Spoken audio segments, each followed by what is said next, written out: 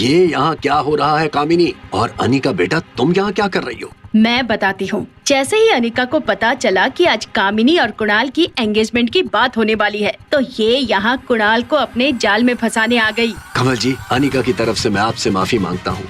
बचपन से ही अनिका कामिनी से काफी जलती थी। हमारी हर खुशी के मौके पर मुसीबत बनकर आ जाती है।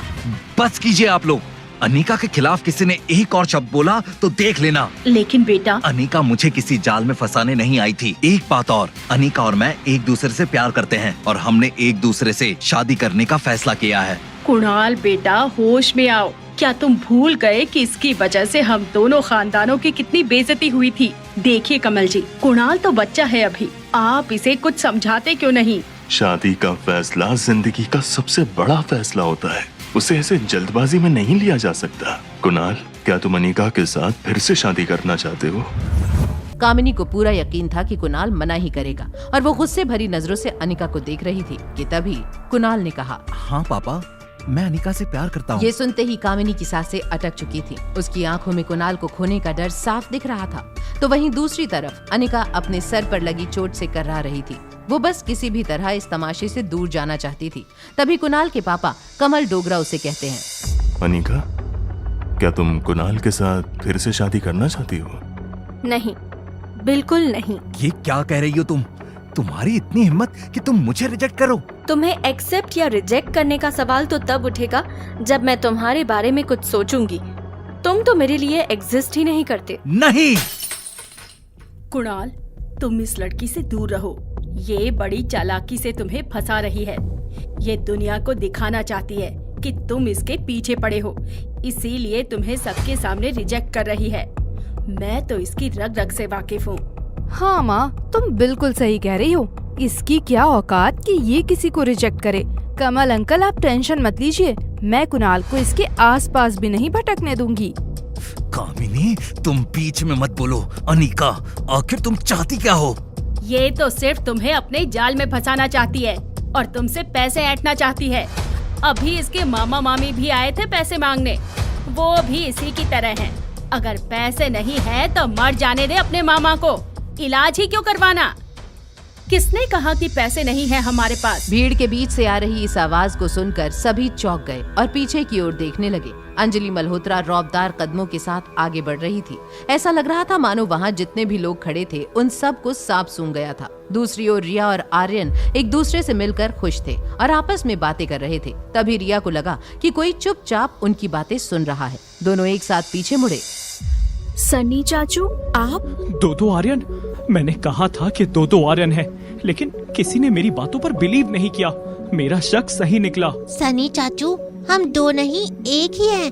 मैं आर्यन हूँ और मैं जब चाचू अपना क्लोन बना सकता हूँ। ये मेरी सुपर पावर्स है। मुझे बेवकूफ बनाने की कोशिश मत करो, मुझे सब कुछ पता है। ये सुपर पावर्स जैसी कोई चीज नहीं होती। तुम आर्यन हो और तुम कोई लड़की जो बिल्कुल आर्यन जैसी दिखती हो। चाचू, मेरी बात तो सुनो। मुझे तुम्हारी कोई भी बात नहीं सुननी। मैं अभी जाकर रोहित भैया को सब कुछ बता देता हूँ। सनी चाचू, प्लीज ऐसा मत करो, बस एक बार मेरी बात तो सुन लो। आर्यन की हर एक बात नकारते हुए सनी दूसरे फ्लोर पर जाने लगा। आर्यन ने उसे रोकने की बहुत कोशिश की, मगर वो नहीं माना।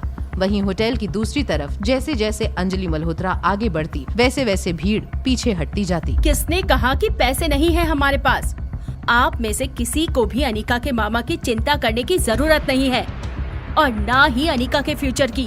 मिसेस मल्होत्रा, आप यहाँ? क्या मैं थोड़ी देर बात कर सकता हूँ? मेरे पास एक बहुत ही बढ़िया बिजनेस प्रपोजल है आपकी कंपनी के लिए। मैं यहाँ अपने बिजनेस के लिए नहीं, फैमिली के लिए आई हूँ और अनिका मेरी फैमिली है। चलो बेटा, इन लालची लोगों के बीच में रुकने की कोई जरूरत नहीं है। लोगों की भीड़ को चीरती हुई अंजलि अनिका को लेकर वहाँ से जाने लगी। अनिका को तो कुछ समझ ही नहीं आ रहा था कि आज उसके साथ क्या हो रहा था। वो बस अंजलि मामी के साथ चल रही थी। तभी उसने पूछा, लेकिन आप यहाँ अचानक, और हम जा कहाँ रहे हैं? मैंने कहा था ना, मुझे तुम्हें किसी खास गेस्ट से मिलवाना है, वो वेट कर रहे हैं। अनिका, तुम कहाँ जा रही हो? प्लीज मुझसे बात करके जाओ। मारवा इंडस्ट्रीज के मालिक रोहित मारवा अनिका का वेट कर रहे हैं। अनिका, चलो जल्दी। ये सुनकर कुणाल और उसके परिवार को एक और झटका लगा। कुणाल की आंखों में अनिका को खोने का डर साफ नजर आ रहा था। वहीं कामिनी और मनीषा की जलन साफ उनके चेहरे पर नजर आ रही थी। उधर आर्यन सनी को रोकने की जी तोड़ कोशिश कर रहा था, मगर सनी आर्यन की एक सुनने को तैयार नहीं था। चाचू प्लीज रुक जाओ। एक तो तुम लोग झूठ पर झूठ बोले जा रहे हो और ऊपर से मुझे ही बेवकूफ बनाने की कोशिश कर रहे हो। नहीं, मैं सच बोल रहा हूँ। चुप रहो, मुझे तो रोहित भैया को सारा सच बताना ही होगा। चलो हटो यहाँ से। नहीं प्लीज रुको, ट्रस्ट मी चाचू, मैं सच बोल रहा हूँ। क्या होगा जब खुल जाएगा ये राज रोहित के सामने? क्या सनी को रोहित तक पहुंचने से रोक पाएंगे आर्यन और रिया? क्या अंजलि मामी के प्लान से बढ़ेगी रोहित और अनिका की नजदीकियां? जानने के लिए देखिए अगला एपिसोड सिर्फ पॉकेट FM के YouTube चैनल पर। और एक लड़की को देखा तो के सारे एपिसोड्स को सुनने के लिए डिस्क्रिप्शन में दी गई लिंक से डाउनलोड कीजिए पॉकेट FM ऐप।